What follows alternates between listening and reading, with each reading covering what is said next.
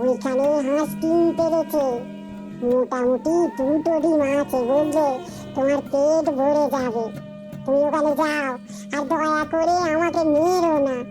আমি তো তোমায় খাবারের সন্ধান দিলাম, বলো? বাহ, হাঁসের ডিম! তাহলে তো বেশ ভালোই হলো। ঠিক আছে, আমি যাচ্ছি। পরে যখন খাবারের অভাব হবে তখন তোকে মেরে খাবো। এখন পালা এখান থেকে, আর একদম দাঁড়িয়ে থাকবি না।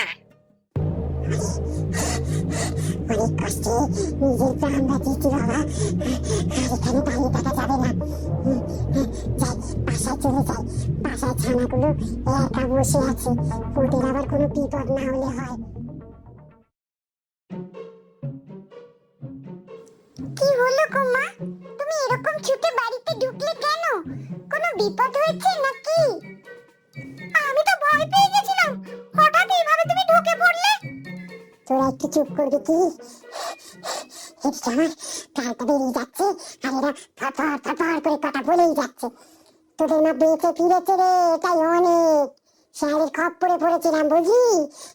সে কি করে যে নিজেকে বাঁচিয়ে এনেছি সেটা আমি জানি। সে কি গো, শিয়াল আবার তোমার পেছনে আসেনি তো? তাহলে তো এখানেও পৌঁছে যাবে, আর আমরা সবাই মরবো। মা, এখানে থাকাটা না নিরাপদ নয়। চলো আমরা এখান থেকে অন্য কোথাও চলে যাই। আমি কোথাও যাচ্ছি না, আর তোদেরকেও কোথাও যেতে হবে না। শিয়াল এদিকে আসবে না, খালি তোরা ঘর থেকে বেরোবি না, তাহলেই হবে। কিন্তু মা, শিয়ালের খিদে পেলে তো শিয়াল খুঁজে পেলেই তো আমাদের খেয়ে ফেলবে, বলো? আরে মাথা মোটা, ওই জন্যই তো মা বলছে বাড়ি থেকে বেরোবি না। বাড়ি থেকে বেরোলেই তো কারণ না কারণ চোখে পড়বো, তখনই বিপদ। এই তো আমার গুল্লু ঠিক বুঝতে পেরে গেছে। এই কদিন আমি খুব সাবধানে তোদের জন্য খাবার এনে দেবো। বাইরে বেরোবি না, বিপদ হবে, বুঝলি? আর যখন আমি নিয়ে যাব তখনই যাবি। কিন্তু তুমি শিয়ালের হাত থেকে বাঁচলে কিভাবে? আমাদেরকে শিখিয়ে দাও মা, তাহলে তো আমরাও বেঁচে ফিরতে পারবো। আমায় যখন মারতে এসেছিল, আমি হাঁসের বাসার সন্ধান দিয়ে দিয়েছি। এখানে গেলে শিয়াল ডিম খেতে পাবে, তাই জন্য আর আমাকে মারেনি, বুঝলি? মা, এটা তুমি ঠিক করনি। এবার যে হাঁসের ডিমগুলো নষ্ট হয়ে যাবে, ওই বদমাইশ শিকারী শিয়াল খেয়ে ফেলবে। যার যাবে যাক, আমরা বাঁচলেই হলো। নিজে বাঁচলে বাপের নাম।